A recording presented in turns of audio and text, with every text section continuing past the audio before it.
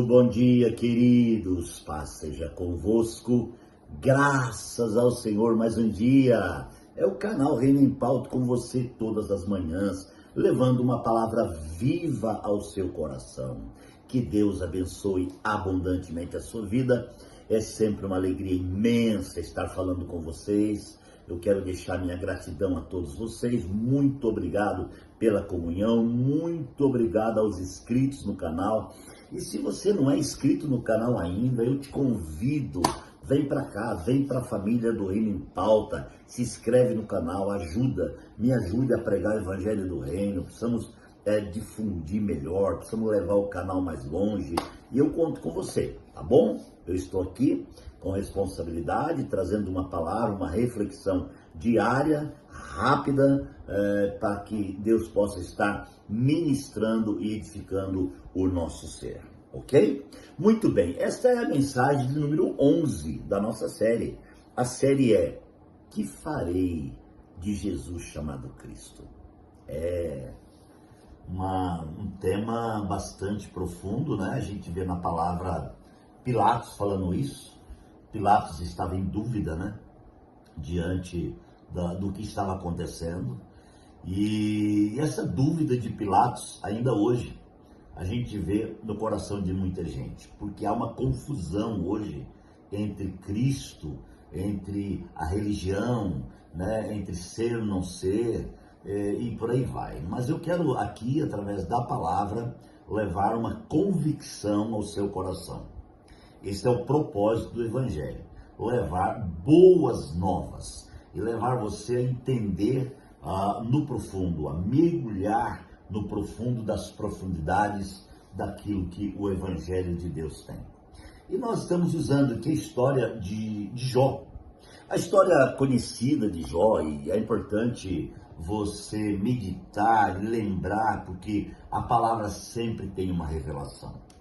E nós estávamos falando na mensagem anterior sobre a primeira provação de Jó, aonde Deus permitiu, porque toda provação, ela tem a permissão de Deus, certo? E quem está atento a toda aprovação é o próprio inimigo, é Satanás. Só que ele não pode fazer nada sem a permissão de Deus. E aqui nós vemos Deus permitindo Satanás, amados irmãos, se levantar contra Jó em muitas coisas. E Jó começa a perder. Na primeira provação, nós vemos o encerramento, no último versículo do capítulo 2, Jó, muito convicto, ele fala assim: olha, Deus levou, Deus deu e Deus tirou, e louvado seja o nome do Senhor. Bendito seja o nome do Senhor. Isso é encorajador. Essa palavra é encorajadora. Porque mesmo com as perdas, ele está falando assim: bendito seja o nome do Senhor. Essa tem que ser uma convicção diária de cada um de nós. Mas essa convicção, amados, tem que ser realidade. Ela tem que ter uma realidade interior. Tá? Porque não adianta eu apenas falar. Eu posso falar: estou feliz com a prova, e não ser verdade dentro de mim. Eu posso dizer: Deus, obrigado porque estou sendo provado, mas dentro de mim eu falo: eu não queria ser provado. Certo? Então aqui Jó, ele diz assim: ele deu, ele tirou, e louvado seja o nome dele. Amém, glória a Deus. Mas no capítulo 2, né, olha, aí o versículo 22 fala: em tudo isso Jó não pecou e não culpou Deus de alguma coisa. A versão NVI faz questão de usar a palavra culpou, ou culpa, ou culpar.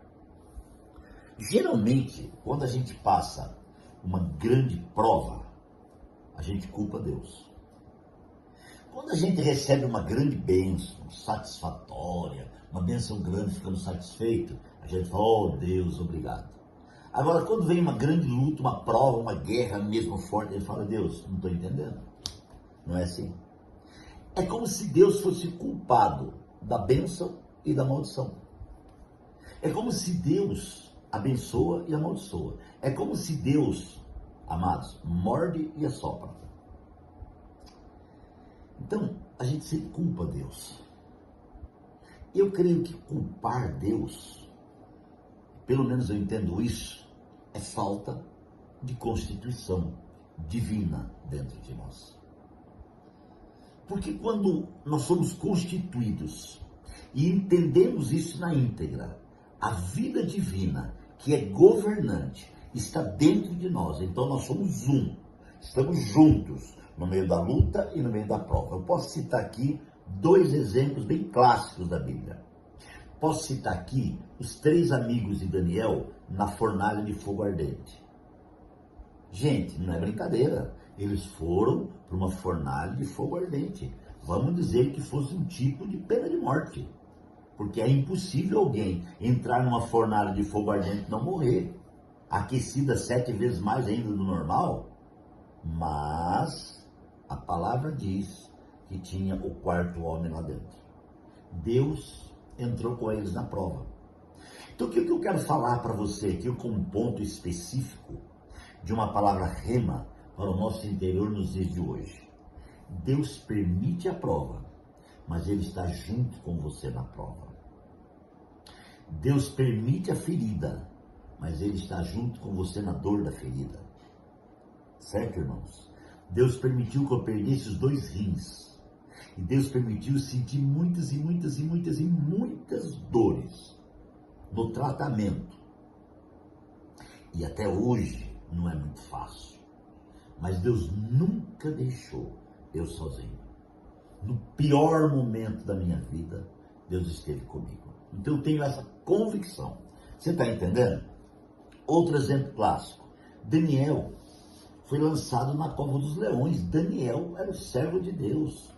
É o profeta Daniel. E ele é lançado na cova dos leões.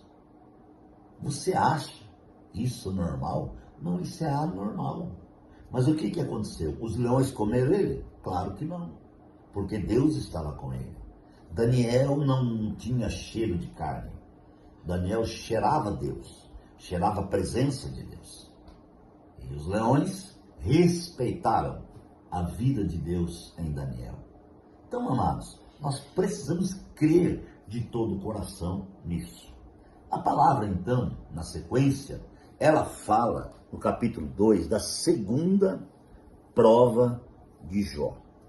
Na segunda prova, entre outras coisas que aconteceu, Deus permitiu que Satanás tocasse na saúde de Jó. Agora, a perda não foi de filho, não foi de bens materiais. Agora, a perda foi de saúde. Gente, saúde é coisa séria.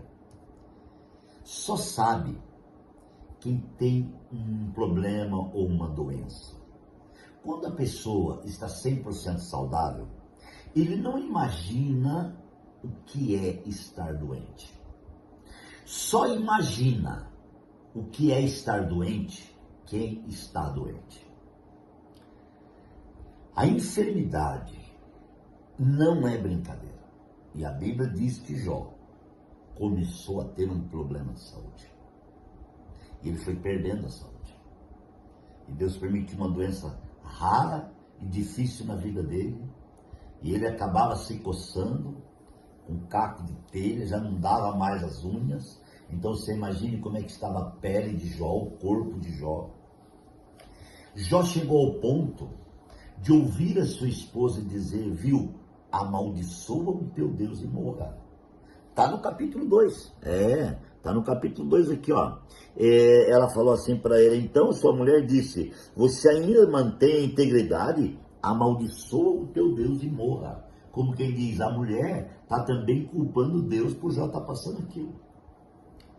Então, amados irmãos, a mulher e ele tinham uma visão de santidade, tá? Uma visão de fazer alguma coisa para impressionar Deus com a sua santidade. Então, como eu estou impressionando Deus com a minha santidade, com a minha fidelidade, agora eu posso cobrar Deus. Não é assim que Deus trabalha. A Bíblia é clara. E diz que Jesus orou e disse: Pai, eu quero que, assim como eu e tu somos um, eles sejam um comigo. Ser um com Deus não é cobrar Deus, não é reclamar para Deus. Ser um com Deus é vivenciar a realidade da presença de Deus dentro de si e caminhar nessa direção com entendimento. Então nós vemos aqui, Jó perdeu sua saúde, perdeu sua vitalidade, perdeu tudo que ele tinha em termos de saúde. E agora a esposa diz: viu, não adianta, você está morrendo, viu? Amaldiçoa o teu Deus de uma vez, e morre de uma vez, acaba de uma vez.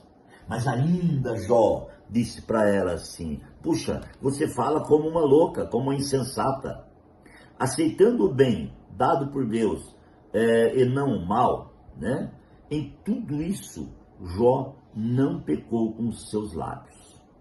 Olha só, ele falou: aceitaremos o bem dado por Deus e não o mal? Como quem diz, quando eu estava na bênção, nós ficamos felizes. Agora que eu estou no mal, você está querendo amaldiçoar? Tá, essa é uma convicção. E nós podemos aprender com Jó isso. Nós precisamos aprender a viver com Deus, a viver a presença de Deus em todo o tempo. Tempo de bonança, tempo de tristeza, chuva, sol, doença, saúde, Jesus é o Senhor. Sempre Jesus é o Senhor. Ok, querido? Então, esta é uma realidade que essa palavra está trazendo para o nosso interior. Que farei de Jesus chamado Cristo? Pai, eu quero te agradecer por mais um dia. Eu quero te bendizer, te glorificar e pedir que o Espírito Santo continue fazendo algo tremendo nas nossas vidas, abençoando-nos de forma tremenda, Pai. É a nossa oração em nome de Jesus. Amém. Que Deus te abençoe, um grande abraço e até amanhã.